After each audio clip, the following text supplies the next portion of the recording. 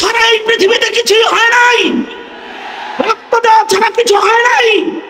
হ্যাঁ, বাংলার মাটিতেও রক্ত লাগবে, সবকিছুকে ঠিক করার জন্য জীবন দিতে হবে, জীবন দিতে হবে।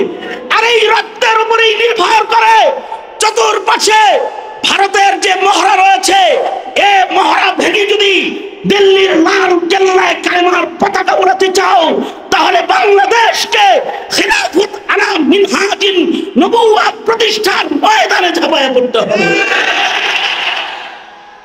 সুতরাং হে জাতি, তোমাদেরকে বলবো, শুধুই মাত্র মিম্বার, মেহরাব আর আলোচনার মঞ্চ নয়, যে কোনো কুরবানির জন্য তৈরি হও। রাজি আছো তো? ইনশাআল্লাহ রাজি তো?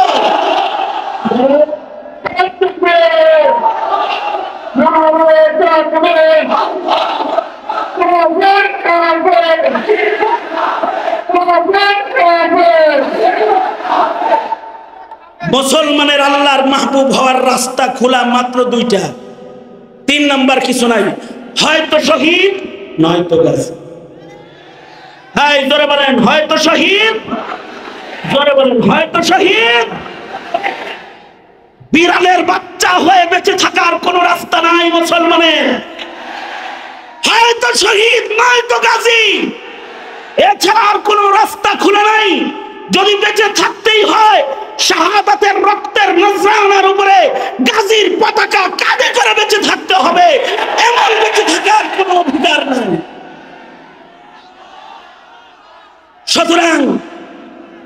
সুতরাং কাদিয়ানীকে কাফের ঘোষণা করা এবং নাস্তিক মুরতাদের মৃত্যুদণ্ডের আইন পাশ করা,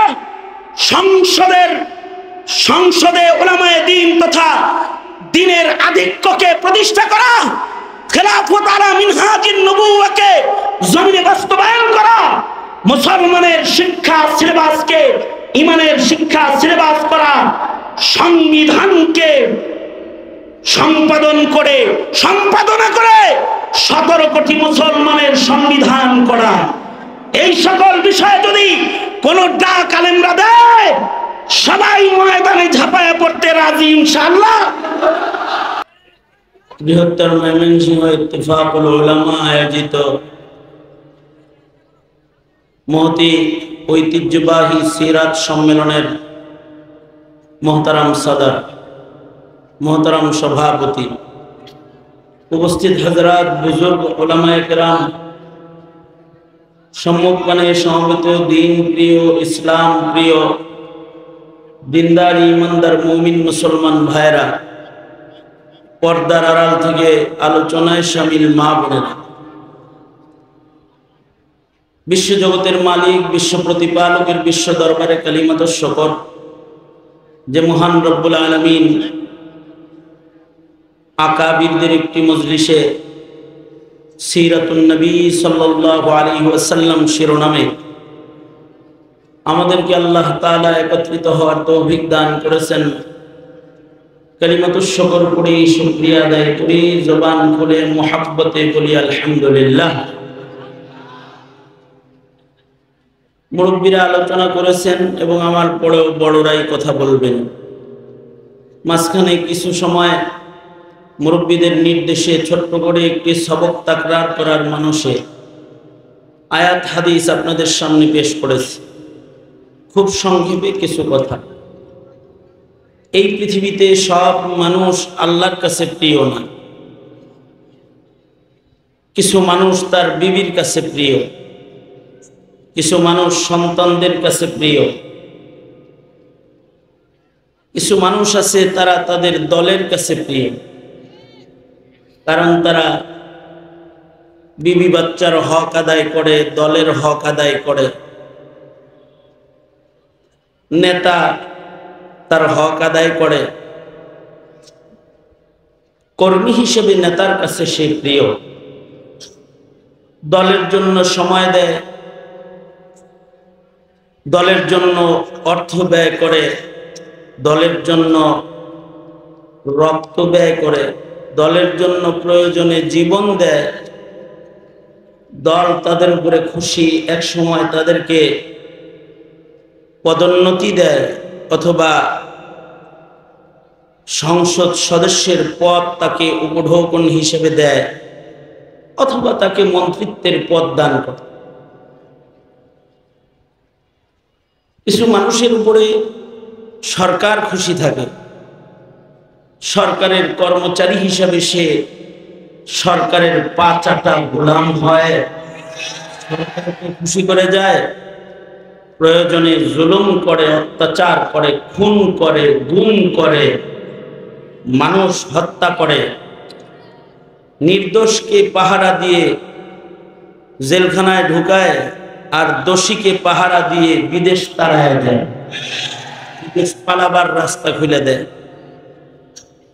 নির্দোষকে হয়রানি করে, তারা দেখে শুনে রাখে সরকারের খুশি করার জন্য, আর দোষীকে নিরাপত্তা দিয়ে বিদেশ পাঠায় দেয় তাও সরকারের খুশি করার জন্য।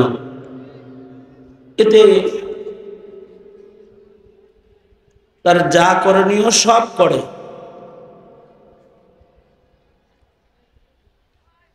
ষোলো বছর দলের কর্মীরা হেলমেট বাহিনী নামে তারাই পুলিশ আর্মি সেজে অবৈধ অস্ত্র চালায় মানুষের রক্ত নিয়েছে, তাদের উপরে তো দল খুশি হবেই। 16 বছর সরকারের তাবেদার গোলাম হিসেবে, কৃতদাস হিসেবে যারা আলেম ওলামার উপরে অত্যাচার করেছে, সরকারের চাহিদা পূরণ করে ইতিহাসের স্মরণীয় নিকৃষ্ট গ্রেফতার কর্ম, যেটা ইতিহাসের পাতায় পাওয়া যায় না, এত আলেম একসাথে গ্রেফতার, তাও বাহিনী করেছে। মামলা, যে মামলায় গ্রেফতার করে রিমান্ড করে জেল দিয়েছে, মামলাগুলোর বিবরণ শুনলে মানুষ তো হাসবে হাসবে, শয়তানও হাসবে। আমার নামে মামলা হলো আমি বাইতুল মোকাররমের উত্তর গেটে ককটেল মেরে পালিয়ে গিয়েছি। আমি লক্ষ জনতার মঞ্চে সাক্ষী রেখে বলছি, আল্লাহর কসম, জীবনে আমি ককটেল চোখে দেখি নাই। পত্রপত্রিকায় ছবি দেখেছি কিন্তু ককটেল দেখি নাই। আর মামুনুল হককে গ্রেফতার করেছে মোবাইল চুরি আর মানিব্যাগ চুরি মামলায়। গ্রেফতার করে তারা রিমান্ড করার সময় আবার বলে, হুজুর কিছু মনে করেন না, আমাদের তো সরকারকে খুশি রাখার।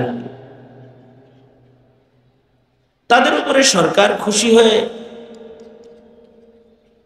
তাদেরকে পদোন্নতি দিয়েছে।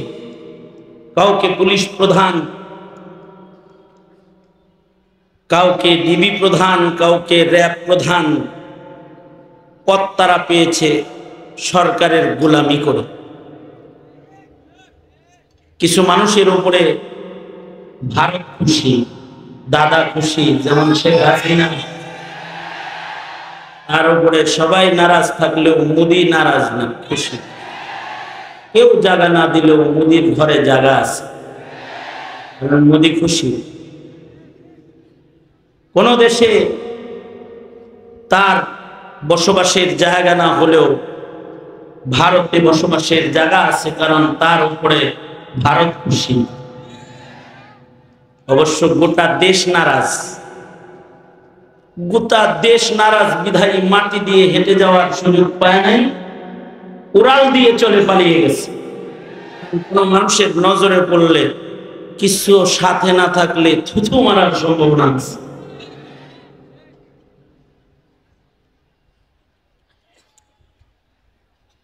এদেশের আলেমরা তো সর্বাধিক নির্যাতিত, কিন্তু তারা গণভবনে মার্চ করে যায় নাই।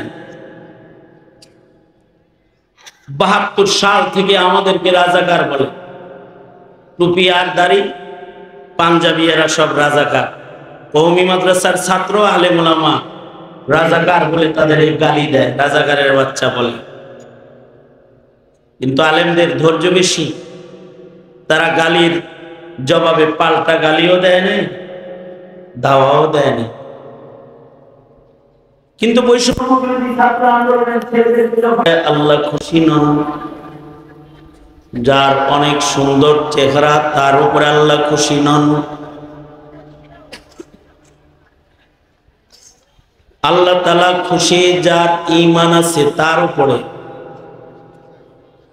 ফকির হইল ঈমানদার, তার উপরে আল্লাহ খুশি।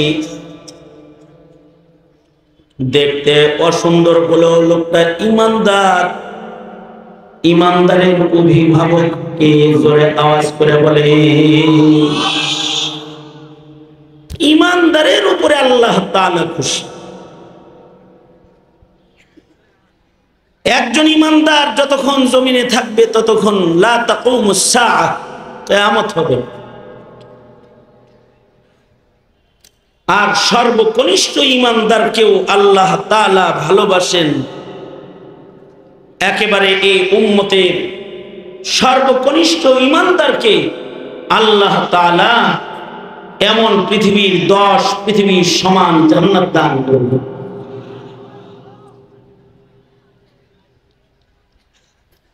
এজন্য মুমিনের জিন্দেগীর সবচেয়ে বড় পাহারা হলো তার ঈমানের পাহারা। মুসলিম ভূখণ্ডের মুসলমানের সবচেয়ে বড় পাহারা হলো ঈমানের পাহারা। মাল দৌলতের পাহারা, ডিজিটাল ক্যামেরা, নিরাপত্তা বেষ্টনী মুমিনের আসল সম্পদের পাহারাদার না। মুমিনের আসল পাহারা হলো তার দৌলতে ঈমানের পাহারা। কারণ ঈমানের দৌলত নিয়ে যদি কেউ কবরে যায় তাহলে সে সফল হয়ে যায়। বাহিনীর দ্বারাই দেশের পাহারা হয়, গণভবনের পাহারা হয়, অফিস আদালতের পাহারা হয়, কিন্তু ঈমানের পাহারা যেটা, এটা রিজালুল্লাহ, আল্লাহ নির্বাচিত দল দিয়ে ঈমানের পাহারাদারি করতে হয়। এ কারণে মুসলমানের মাটিতে যখনই ঈমানের উপরে আঘাত হয় তো পাহারাদাররা পাহারা দিতে রাজপথে বেরিয়ে যায়। এই পাহারাটা যারা বুঝে না তারা বলে মোল্লা রাজনীতি করে। খতিব সাহেব যখন মুসল্লিদের ঈমানের পাহারা দেয়, না বুঝা তার জেহালাত আর মূর্খতার কারণে সে বলে খতিব সাহেব রাজনীতি করে। আলেমে দ্বীন জাতির সামনে বসে যখন ঈমানের কথা কয়, সে জাতির ঈমানের পাহারা দেয়। আর বেবুজ মূর্খ যারা, তারা বলে মৌলবী রাজনীতি করে, মৌলবী সরকারের বিপক্ষে কথা বলে। আলেম ওলামারা তো ঈমানের পাহারা দেয়। যুগে যুগে যত আলেম নির্যাতিত হয়েছে, যত আলেমকে জেল খাটতে হয়েছে, যত আলেমকে ফাঁসির রশিতে ঝুলতে হয়েছে, যত আলেম দ্বীনের রক্ত দিতে হয়েছে, সকল আলেমরাই ঈমান আর আমলের পাহারা দিতে গিয়ে তারা নির্যাতনের শিকার হয়েছে। কারণ জাতির ঈমান আমল ঠিক করার জন্য নবী আর আসবে না, আলেমরাই নবীজির রেখে যাওয়া আমানতের পাহারাদার। নবীরা জাতির ঈমান আমল পাহারা দিত, আর নবী আসবে না। কিয়ামত পর্যন্ত নায়েবে নবী আসবে। এইটা এই উম্মতের শান যে এই উম্মতকে আল্লাহ তাআলা নায়েবে নবী দান করেছেন। বাবা আদম থেকে শুরু করে ঈসা আলাইহিস সালাম পর্যন্ত কোন নবীর উম্মতের ভেতরে নায়েবে নবী নাই। কিন্তু আমাদের নবীর উম্মতের মধ্যে কিয়ামত পর্যন্ত নায়েবে নবী আল্লাহ দান করছেন, করবেন। কারণ এটা খাতমে নবুয়তের একটা দলিল। ঈমান আমল ইসরাফিলের বাঁশি পর্যন্ত পাহারা দিতে নবী দরকার হবে না। নায়েবরা কাফন করে রাজপথে পাহারাদারিতে থাকে। কোন নবীর জরুরত নাই, নায়েবরাই পাহারাদারি করে। সেই পাহারাদারি তাবেঈন থেকে শুরু করে আজ পর্যন্ত চলে এসেছে এবং এই পাহারাদারি করতে গিয়েই আলেমরা জেল খেটেছে। ইমামে আজম আবু হানিফা জেল খেটেছেন, তবে তাবেঈরা জেল খেটেছেন। কি কইরা? আমলের পাহারাদারি কইরা অথবা ইমানের পাহারাদারি কইরা। ইমাম সারাখসি 11 বছর জেলখানায় ছিলেন। হানাফি মাযহাবের গুরুত্বপূর্ণ উসুলের কিতাবগুলো ইমাম সারাখসির লেখা। এবং আশ্চর্য বিষয় হলো আমাদের আকাবিররা জেলখানার থেকেও আমাদের খেদমত করেছেন। 484 হিজরিতে ওফাত ইমাম সারাখসি। সেই 1100 বছর 1000 বছর আগের কথা। কি বলে জেলে গেলেন? জমানার বাদশা সে কুমারী মেয়ের সাথে বান্দির সাথে যৌনাচার করবে, অর্থাৎ বান্দি তো ব্যবহার করা যাবে, কিন্তু এই বান্দিটা কুমারী বান্দি, এখনো পর্যন্ত তার মাসিক চালু হয় নাই, ঋতুস্রাব একবারও হয় না। সে এই কুমারী দাসীর সাথে নিজের খাহেশ মিটাবে, যার এখনো ঋতুস্রাব হয় না। ইমাম সারাখসি ফতোয়া দিলেন, যদি ঋতুস্রাব না হয় ওই বান্দির সাথে যৌন চাহিদা পূরণ করা তার মনিবের জন্য জায়েজ নাই, আগে একটা ঋতুস্রাব হইতে হবে। তাহলে বাচ্চা এটা পেটে যদি আসে তো বাচ্চা কার, পিতার পরিচয় নিশ্চিত হবে। সুতরাং ঋতুস্রাব হওয়ার আগে তার সাথে মেলামেশা করা যাবে না। এই সামান্য একটা কারণের জন্য ইমাম সারাখসিকে জেলখানায় দিয়েছে জমানার জালিম রাজা। এবং এই জেলখানার ভেতরে 1 বছর নয়, 2 বছর নয়, 11টি বছর। আগের জমানার জেলখানা এক ভয়ঙ্কর জেলখানা, একটা কুয়ার ভেতরে জেল, গভীর কূপের ভেতরে ইমাম সারাখসিকে রেখেছে। যে কুয়ার ভেতরে তার ইস্তেঞ্জা করতে হতো, এই কুয়ার ভেতরে তিনি খাবার খেতেন। এই অন্ধকার কূপের জেলখানায় 11টা বছর এক যুগ ছিলেন। খালি জায়েজ ফতোয়াটা দিয়ে দিলেই পারতেন। কত মৌলবী হাসিনার কামড়ে জায়েজ করে দিল। ইমাম সারাখসি জায়েজ ফতোয়াটা দেন নাই, না জায়েজ না জায়েজ। 11 বছর জেলখানার মধ্যে বন্দী। ছাত্ররা জেলখানার চতুর্দিকে যায় বসে গেলেন, যা বলল, উস্তাদজি আপনার ইলম থেকে আমরা উপকৃত হতে চাই। হাকিমে ওয়াক্তের ইজাজত নিয়ে আপনার জেলখানার কূপের চতুর্দিকে আমরা বসে গেছি কাগজ কলম লইয়া। উস্তাদ আপনি জেলখানার থেকে তাকরীর করেন। ইমাম সারাখসি উসুলে ফিকহের 2 খণ্ডের কিতাব জেলখানা থেকে তাকরীর করছেন। মাবসুতের 11 খণ্ড কুরআন ছাপা। জেলখানায় বসে বসে তাকরীর করেছেন, আর ছাত্ররা বসে বসে লিখেছেন। কুওয়াতে হাফিজা আর ইলমের গভীরতা এত যে 11 বছর কিতাবের সাথে কোরআনের সাথে দেখা নাই। উলাইকা আবাই, ওনারা আমাদের বাপদাদা। জেলখানায় বসে বসে 11 বছর তাকরীর করেছেন। মাবসুত লেখা হয়েছে, নতুন খণ্ড 30 খণ্ডে ছাপা হয়েছে। এ 30 খণ্ডের কিতাবের পূর্ণাঙ্গ তাকরীর কিতাবের মুকদ্দমায় আছে। উনি বলেন আমি যে মাসায়েল বলতেছি আমি এখন কুয়ার ভিতরে আছি,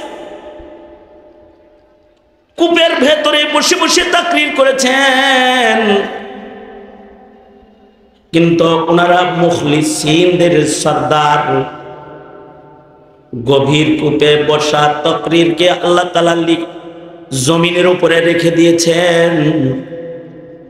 আজও আমরা সেই কিতাব থেকে উপকৃত, জেলখানায় বসে বসে লিখতে পারছেন,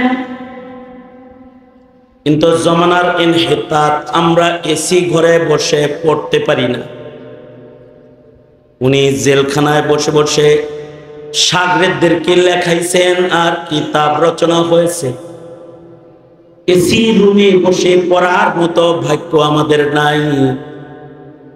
ফেসবুকের ভেতরে আমরাও রাত কাটাই, সারা রাত কেটে যায়, কিন্তু ওনারা এই জেলখানার ভেতরে বসে ইলমি দ্বীনকে সাপ্লাই দিছেন। ওনাদের এই কুরবানির কারণে আমাদের কাছে উসুলে ফিকহ এসেছে, আমাদের কাছে ইলমে নাহব এসেছে, ইলমুস সারফ এসেছে, ইলমুস সিগা জেলখানায় বসে লেখা কিতাব,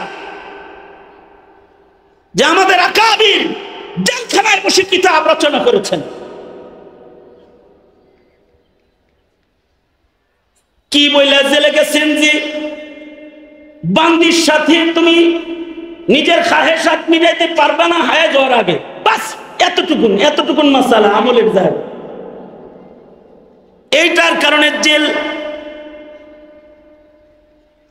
আলেমরা তো এমনই কঠোর, কারণ নবী আসবে না, তারা উম্মতের ছোট্ট একটা হারামকে হালালের পথে যাইতে দিবে না।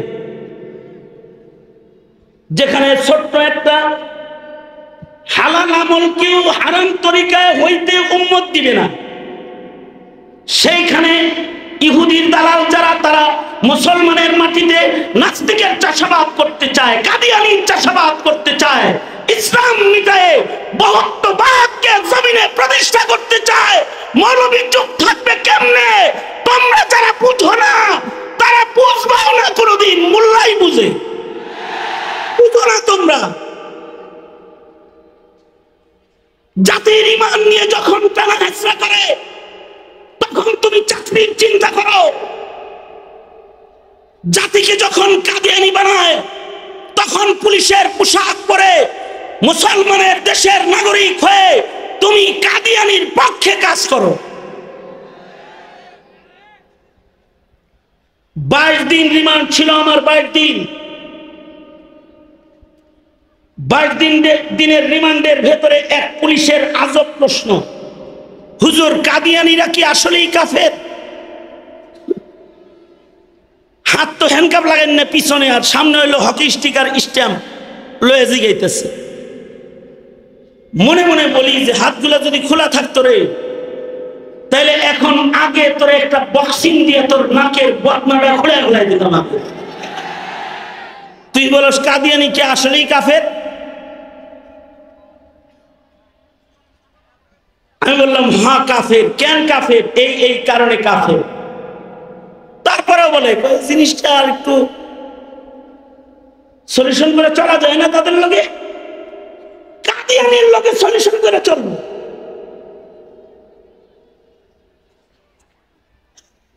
আমি মনে মনে অনেক কথা বললাম, কারণ মুখের ভাষা তখন ছিল না, জবানে ছিল তালা, কথা বলি বিধায়িত জেলখানা, কথা তো বলাই যাবে না।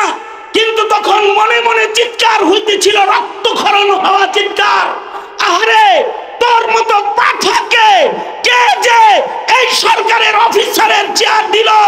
তুই তো আমার শাহজালালের মাটির মুসলমানের সুইপার হওয়ার যোগ্যতা সংরক্ষণ করিস না, সুইপার হওয়ার যোগ্যতা তোর না।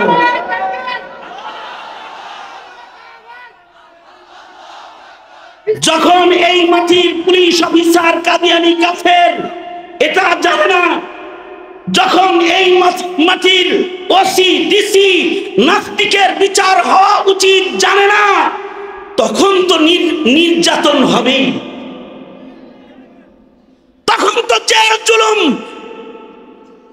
মাথা পেতে নিতেই হবে, প্রয়োজনে ফাঁসির রশিও নেওয়া লাগতে পারে।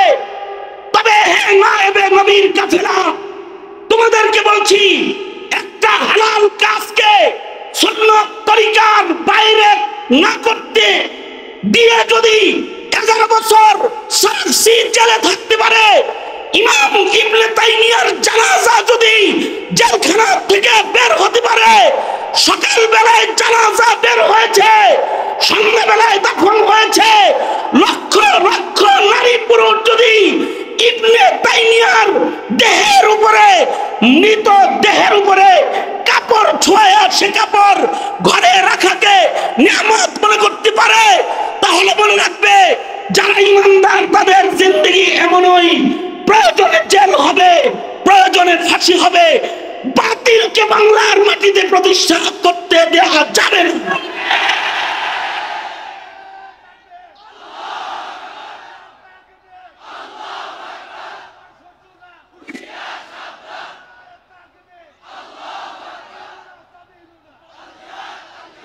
হে তালেবানে ইলমে নবুওয়াত, কথা খুব সোজা সাপটা, এখনই সময় কাদিয়ানীকে কাফের ঘোষণা করার।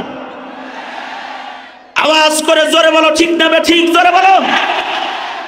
প্রয়োজনে রক্ত দিয়ে হলেও কাদিয়ানীকে কাফের ঘোষণার ডাক যদি আমাদের আকাবিররা ডাক দেয়, রক্ত দেওয়ার জন্য কারা কারা রাজি আছো?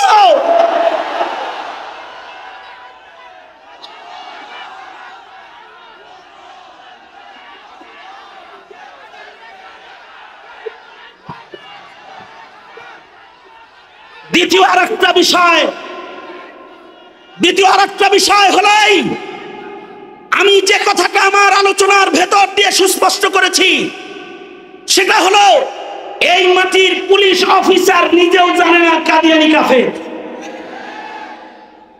যেই মাটির পুলিশ অফিসার জানে না কাদিয়ানী কাফের, যেই মাটির ডিসি জানে না নাস্তিকরা অপরাধী, যেই মাটির ওসি ইউনো বুঝে না বিদআতি কি জিনিস, শিরক কি জিনিস, যেই জাতি এগুলো বুঝে না, ওই জাতি সাদিয়ানি বুঝবো কেমনি? যারা কাদিয়ানি বুঝে না ওরা সাদিয়ানি কিভাবে বুঝবে?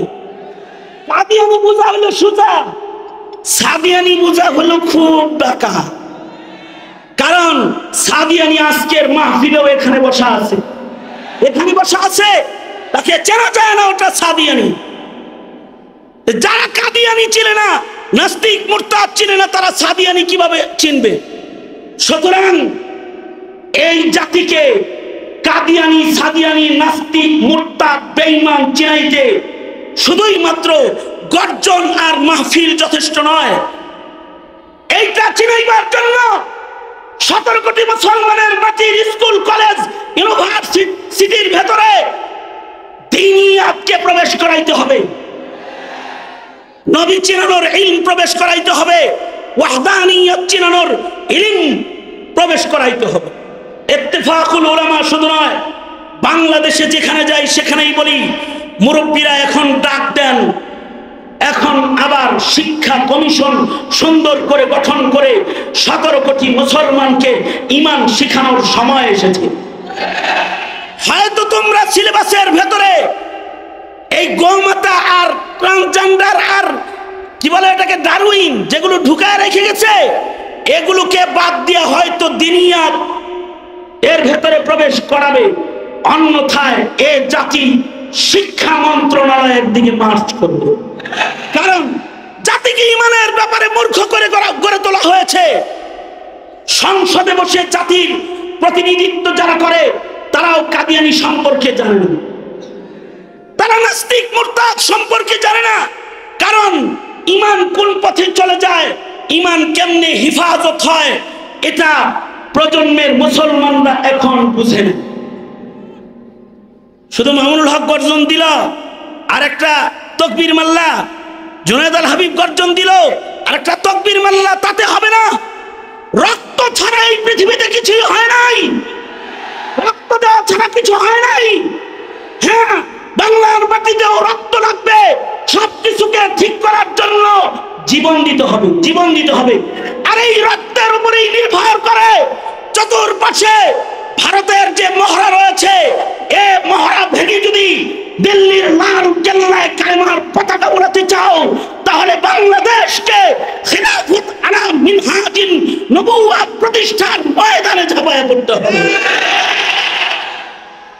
সুতরাং হে জাতি, তোমাদেরকে বলবো, শুধুই মাত্র মিম্বার মেহরাব আর আলোচনার মঞ্চ নয়, যে কোনো কুরবানির জন্য তৈরি হও।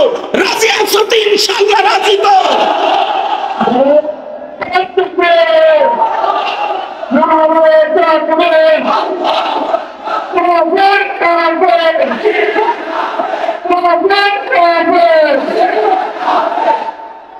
মুসলমানের আল্লাহর মাহবুব হওয়ার রাস্তা খোলা মাত্র দুইটা, 3 নাম্বার কিছু নাই, হয়তো শহীদ নয়তো গাজী। হ্যাঁ, জোরে বলেন হয়তো শহীদ, জোরে বলেন হয়তো শহীদ। বিড়ালের বাচ্চা হয়ে বেঁচে থাকার কোন রাস্তা নাই মুসলমানের, হয়তো শহীদ নয়তো গাজী, এছাড়া আর কোন রাস্তা খুলে নাই। যদি বেঁচে থাকতেই হয়, শাহাদাতের রক্তের নজরানার উপরে গাজীর পতাকা কাঁধে করে বেঁচে থাকতে হবে, এমন বেঁচে থাকার কোনো অধিকার নাই।